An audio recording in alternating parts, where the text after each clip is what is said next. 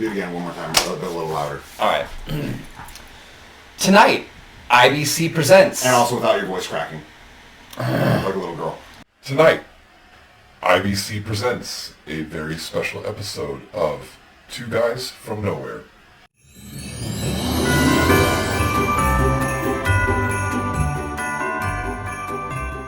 Hey everybody, welcome back to the Ritual Chamber and a very Merry Christmas to you. I am Josh, this is Jeff, and tonight we are going to be doing our review of, I think, a Christmas classic for the both of us, Scrooged. Yeah.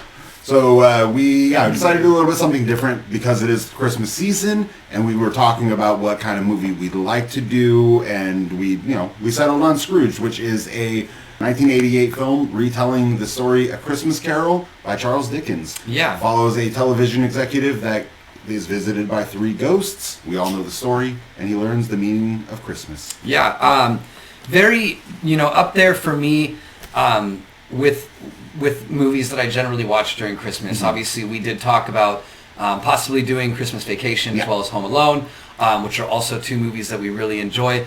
But we landed on Scrooged, and I'm glad that we did. Me too, because it's a little bit more on brand. Yeah, it's got kind of a dark humor. It's a little bit more of a darker film. It's almost, you could almost realistically you could watch it Halloween too if you really wanted to. Yeah, and I think with watching this this time around, usually for me it's kind of something on in the background. And so when we got ready to do our review for this, I actually sat down and paid attention to the whole movie like I haven't in for some time now. Yeah. And kind of forgot how good this movie is. Obviously anything that Bill Murray does pretty much is gold anyway. But I personally think this is one of his better performances in this movie. I mean, it's very, very classic Bill Murray during that time. And just really well done. And realistically, too, it's classic Bill Murray, but it's also showing that Bill Murray could, which he did go on to later with like Lost in Translation or things like or like a lot of the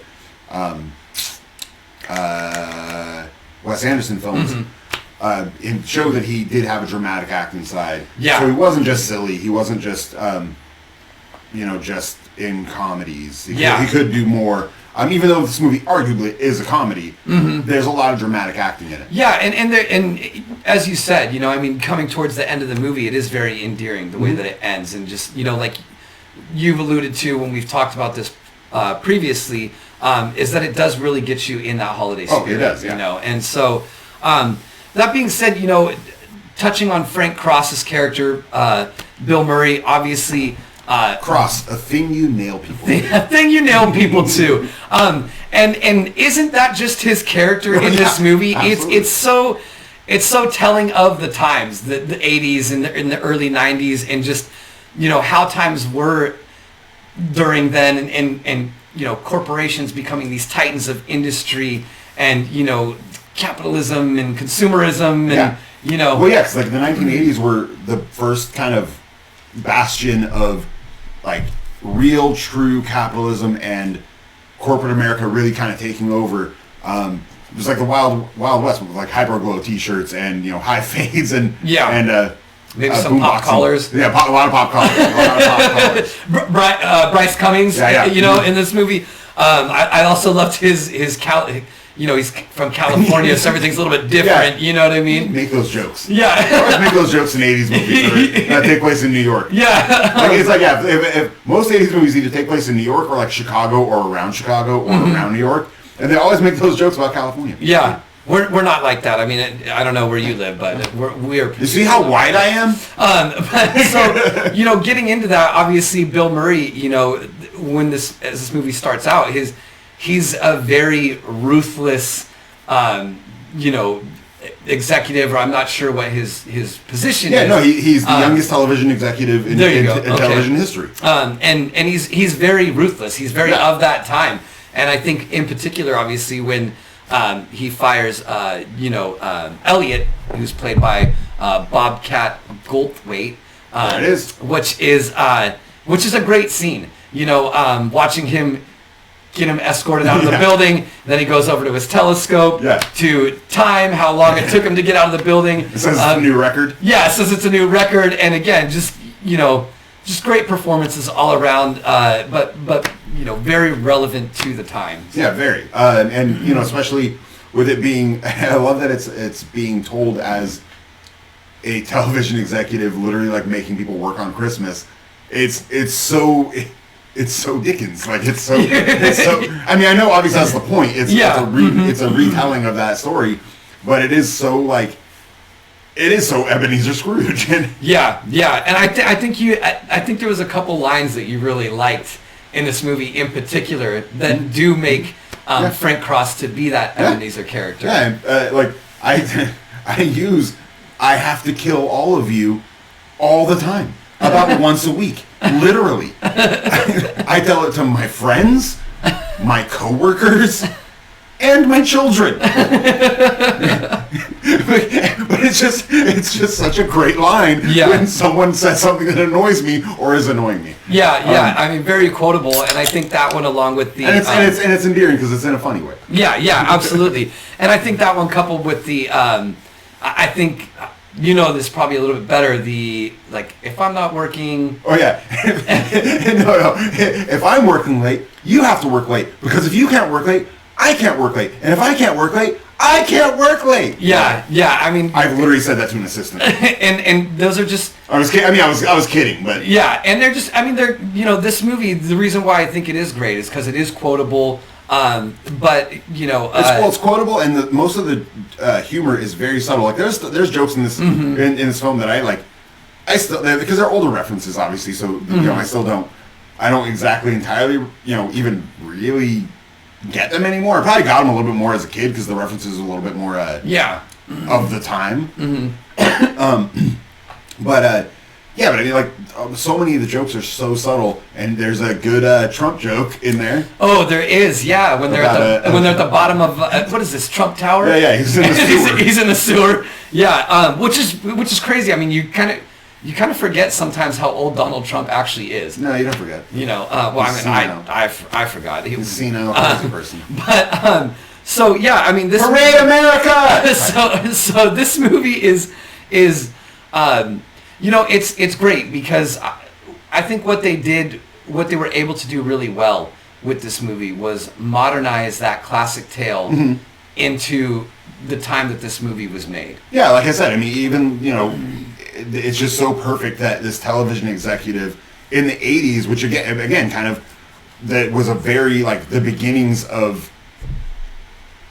like must-see TV in the 90s and stuff like that. That was like TV in the 80s really got like in your face. Like in the I mean, obviously I wasn't alive in the 70s, but TV time was kind of like just TV time. Yeah. And now we have streaming. We have 8 billion streaming services, right? And everybody's like talking about whatever they're watching all the time, and that's like something you talk about. I don't think you ever really did that before. Yeah, absolutely. Those are movies like or TV shows or whatever that you remember or loved as a kid, but like that wasn't like the thing you talked about every day. Now it's like, hey, have you watched Squid Game? Have you watched this? Have you watched that?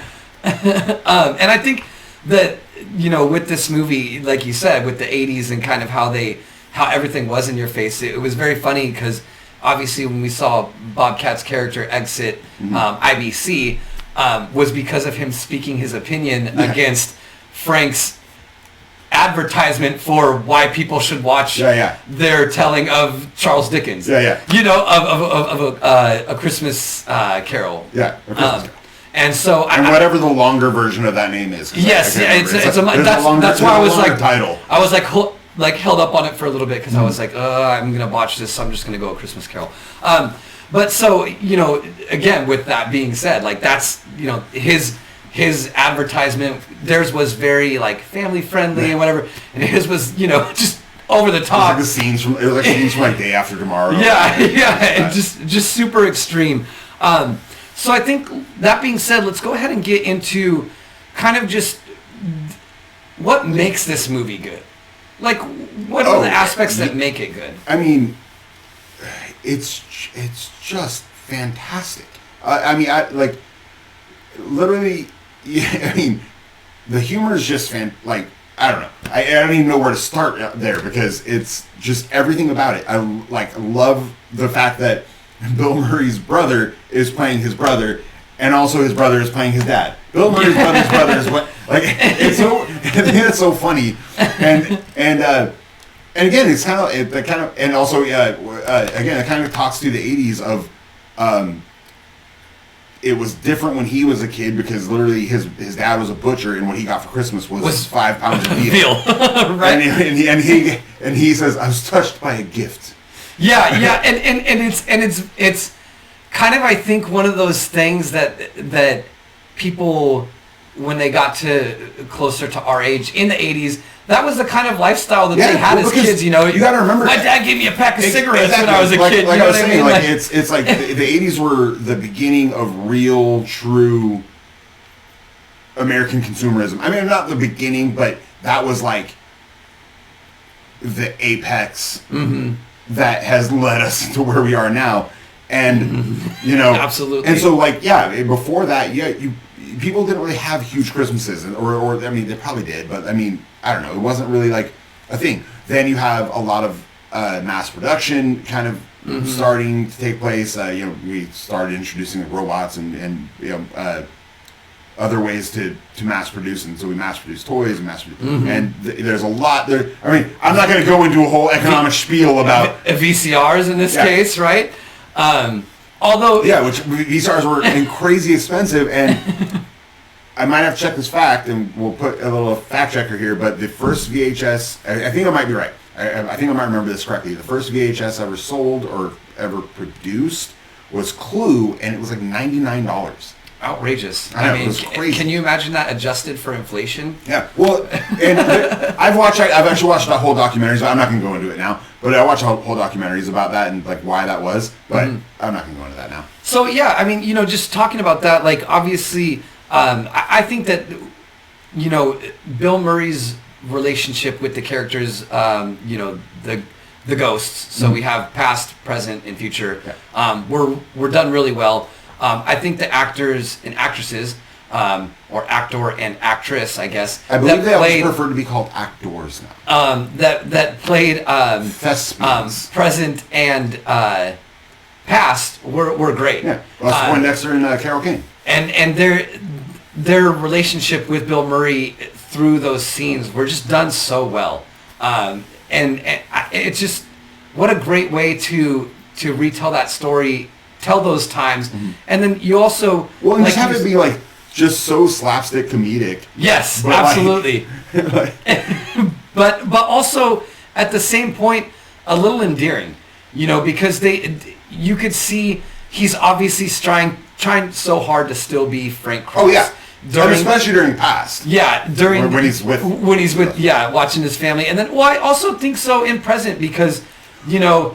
It's the SS mackerel, and he's like, no, and you know, even enough to remember it to where the end of the movie he goes, and you had this wrong. It was the SS minnow on the television. They're like, what the, like, how was he there? You know, gets hit in the face with a toaster. Yeah. But those scenes were done really well, in the acting between everybody that was involved in those scenes was just fantastic. I particularly really enjoy the ghost of present, because she is just fantastic. Her relationship with Bill Murray in that, and it's very slapstick and it's very aggressive, but she's also very bubbly. So it's so good for you know them on their on screen time together. Yeah. It's really enjoyable. So she blows a kiss on his face and punches him. Yeah, right. And it's actually true. I watch this movie almost every year because, again, I have like a list of Christmas movies every year that I kind of have to watch, and this is definitely one of them. I'm not going to list all my Christmas movies here, but please don't. It took because there's kind of a lot of them. I go through a bit of a marathon, but it was a few years ago. I actually noticed when she blows the kiss. And it's because of HD. It's because of HD, Blu-ray and HD. Yeah. That it leaves a little glittery X on his. Oh, cheek. really? I didn't know that. Yeah. And I think a lot of. And I've been watching this movie for what? It came out in '88. It's 2021. But I'm bad at math. Someone help me. 33 years? Yeah, something around there. Yeah, 33 years. Yeah. Fucking crazy. Yeah, and I think a lot of their scenes were, at least the way it looks, I think a lot of them were kind of candid, because you could see points where they kind of look like they're trying not to laugh so hard because maybe something just happened in the moment of them filming. Maybe.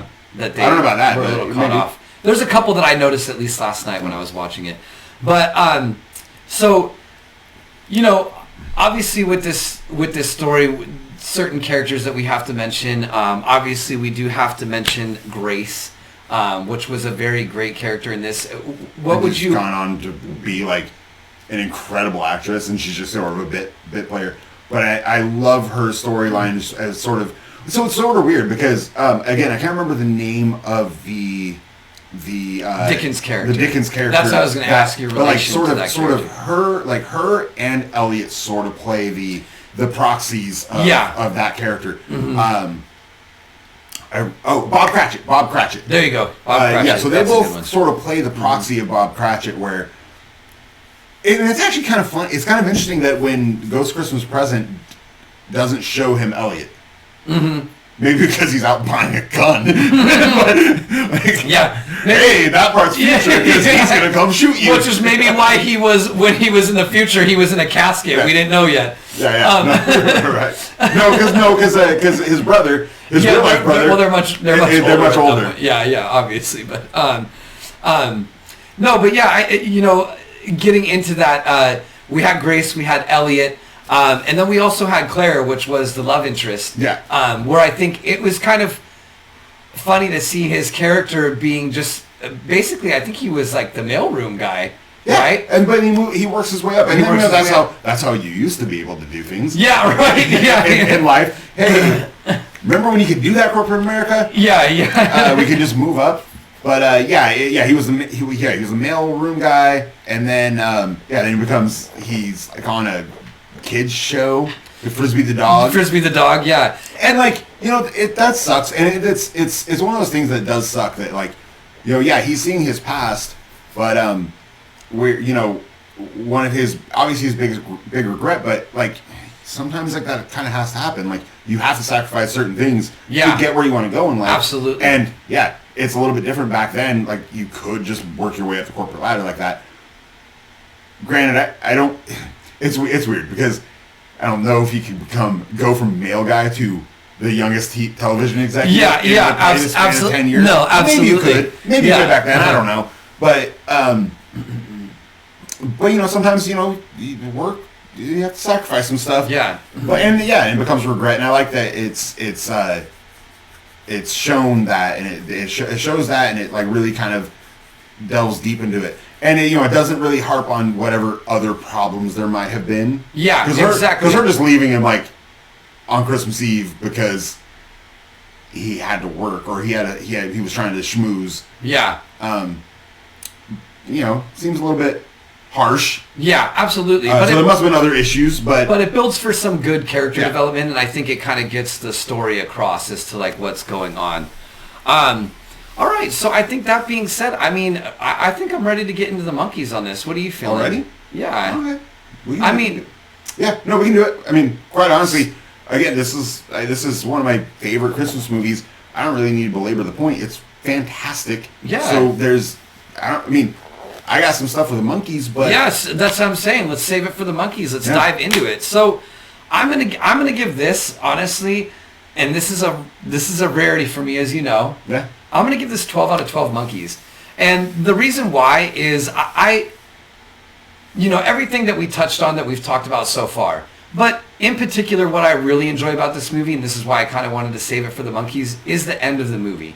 It's such a great scene. And as we've talked about this, because we do talk about things prior to filming, just how it gets you in that Christmas spirit. And it's done so well. His realization, I love the fact that he gets, at the end when he's giving his speech, and he's kind of, which I think was very common in the 80s and early 90s with movies primarily from, it seems like a lot of SNL actors.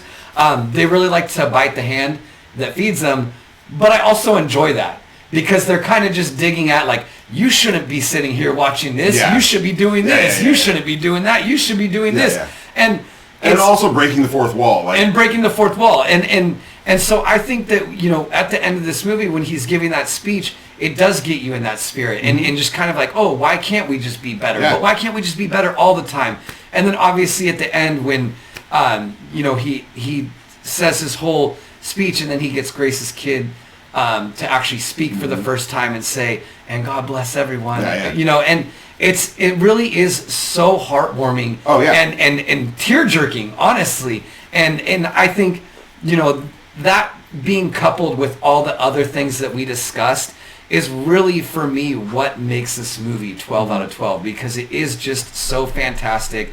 Comedy, acting, like everything about this movie is great. And as you mentioned, I mean, one of my favorite things and something that we've talked about, was how these SNL actors really love to break the fourth wall. Yeah. And I really enjoy at the end of the movie, after the monologue, during the credits. And he's like, hey, you who was talking during the whole movie, and hey, I want to hear the real men.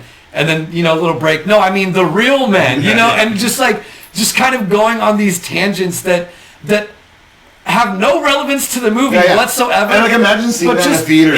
And I just think, wow, it's so creative and so fun. And fun. so for this movie, I mean, absolutely 12 out of 12. It you know, like we've talked, it definitely is something that I watch every year, and I'm going to continue to watch for every year, for years to come. Yeah, just because of how well this movie was done. No, it's. I'm gonna go right there with you. It's 12 out of 12, easy. I mean, again, I have a running list every year of Christmas movies I watch. I don't know why I'm doing this for a list, but sure. That's how you read, top to yeah, bottom. true. I know. But yeah, I have a running list of Christmas movies I watch every year, and this is either like one of the first ones I watch, or like, you know, it's usually one of the first ones I watch because it's just gets me in that spirit. And by you said tear jerking, like, you're not lying.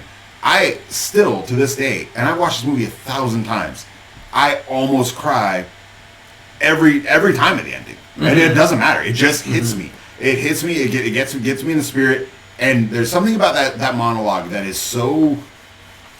Again, you said it, like, it's heartwarming and it's meaningful and it's really like true, and especially after watching them, once you've gotten to that point, you're watching this character go through these the interactions with the ghost and seeing what he's done, seeing what he's doing, seeing what this path will lead him could lead him.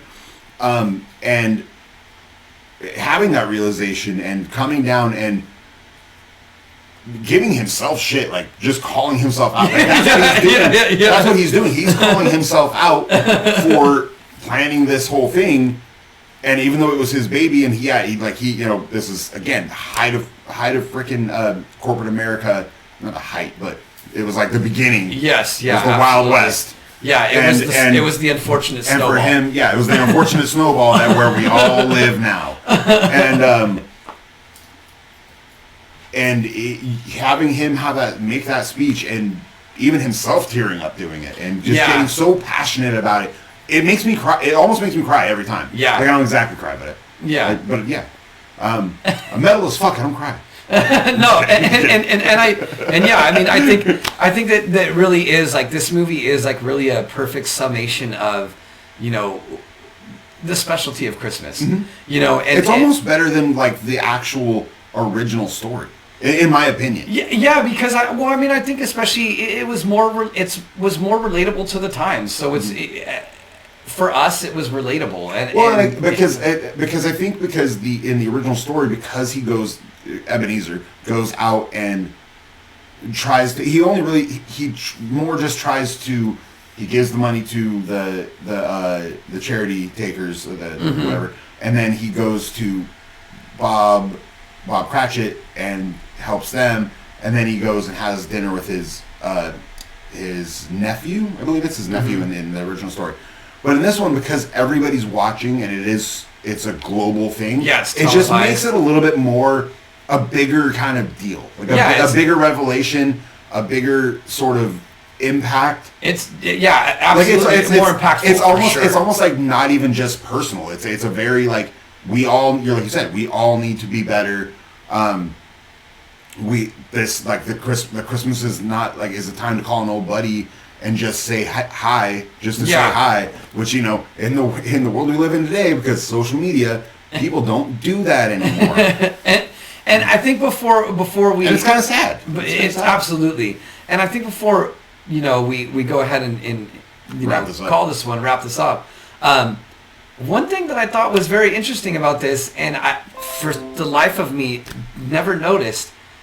Danny Elfman really did every score for every movie in the 80s, probably to the early 90s. Like honestly, the man was a busy man. Yeah, he was a very busy man. I mean, from Oingo Boingo to just like, hey, you want me to do a score for your movies? Like, why? Yeah. I mean, but I mean, I love it. I love Danny Elfman. So how could you not?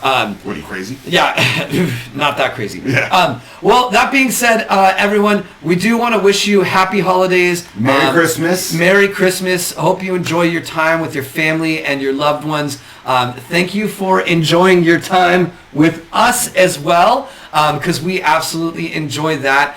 And we wish you all a very, very Merry Christmas and a Happy New Year.